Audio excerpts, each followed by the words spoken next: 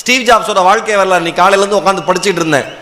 அந்த மனுஷனுடைய வாழ்க்கை வரலாறு படித்ததுக்கு அப்புறம் வாழ்க்கையில் யார் வேணா என்ன வேணா சாதிக்கலாண்டாங்கிற மாதிரி இருந்தது. திருமணமாகாத இளம் காதலர்களுக்கு பிறந்த ஒரு பையன், திருமணமாகாத இளம் காதலர்களுக்கு பிறந்த ஒரு பையன். அந்த அந்த 2 பேர் குழந்தை பிறந்தோன்னு இனிமேல் குழந்தைய வளர்க்க முடியாதுன்னு சொல்லி ஒரு நடுத்தர குடும்பத்தில் இருக்கிற ஒரு பெற்றோர்கிட்ட போய் ஸ்டீவ் ஜாப்ஸை தத்து கொடுக்குறாங்க. மிக சாதாரணமான குடும்பம். வறுமைன்னா என்னன்னு ஸ்டீவ் ஜாப்ஸுக்கு தெரியும். படிக்கிறாரு, படிப்பில் கவனம் இல்லை. ஐயோ என்னடா அது செய்து ஆன்மீகம் பக்கம் போயிடலாமான்னு ஆன்மீகத்தில் தேட ஆரம்பிக்கிறாரு. இந்தியா தான் ஆன்மீக பூமின்னு இந்தியாவுக்கு வராரு. இந்தியாவுக்கு வந்து ஆன்மீகத்தை பற்றி ரிசர்ச் பண்ணிட்டு அதுக்கப்புறம் மறுபடியும் போய் ஆன்மீகம் அவருக்கு பிடிக்கல. வேற இடத்துல நிலை தடுமாற்றம் என்னென்னவோ போறாரு. நடுவில் ஒரு 2 வருஷம் வெட்டியா இருக்காப்புல, என்ன செய்யறதுனே தெரியல.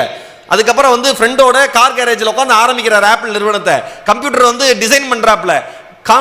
கல்லூரியா போய் இறங்குறாரு, ஏறி இறங்குறாரு. பாருங்க பாருங்க பாருங்க, போற இடம் எல்லாமே நிராகரிப்பு. ஒரு விஷயம் சொல்லவா, வாழ்க்கை உங்களை அதிகமாக நிராகரித்தது என்றால், நல்லா இந்த வாக்கியத்தை மனசுல வச்சுங்க. வாழ்க்கையில எந்த சூழ்நிலையிலும் இந்த வாக்கியம் உங்களுக்கு பயன்படும்.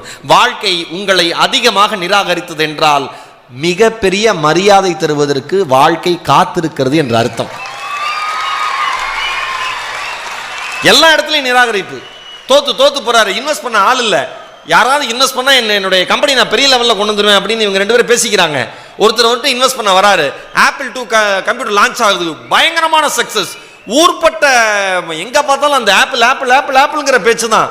அதுக்குள்ள கம்பெனிக்குள்ளேயே பிரச்சனை. ஸ்டீவ் ஜாப்ஸ் வெளியில அனுப்புறாங்க, மறுபடியும் தோல்வி. வெளியில போறாரு, என்ன பண்றது தெரியல, சும்மாவே இருக்காரு. அவர் வந்து நெக்ஸ்ட் ஒரு கம்பெனி ஆரம்பிக்கிறாரு. 12 வருஷம் கழிச்சு ஆப்பிள் மிகப்பெரிய சரிவை சந்திக்கிறது, தோல்வியை சந்திக்கிறது. ஸ்டீவ் ஜாப்ஸ் இல்லாம வாழ்க்கையில் ஒண்ணுமே பண்ண முடியாதுன்னு அவங்க யோசிக்கிறாங்க. ஆப்பிள் நெக்ஸ்ட் மெர்ஜ் பண்றாங்க.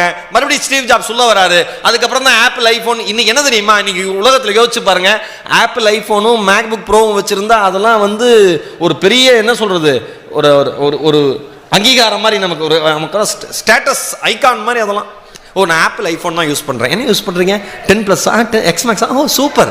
ஓ மேக்புக்கா? ஓ சூப்பர். நினைச்சு பாருங்க, ஒவ்வொருத்தன் கையிலையும் இன்னைக்கு ஸ்டீவ் ஜாப்ஸ் இருக்காரு.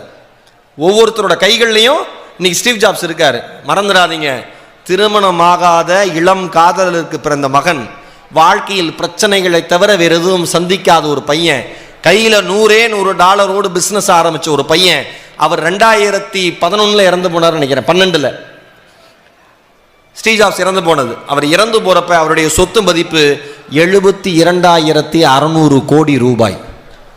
72,600 கோடி ரூபாய். உக்காந்து சைஃபர்லாம் போட்டு பார்த்தா விடிஞ்சிரும். நம்மளுக்கு அடுத்த ஆனுவல் டே வந்துடும்.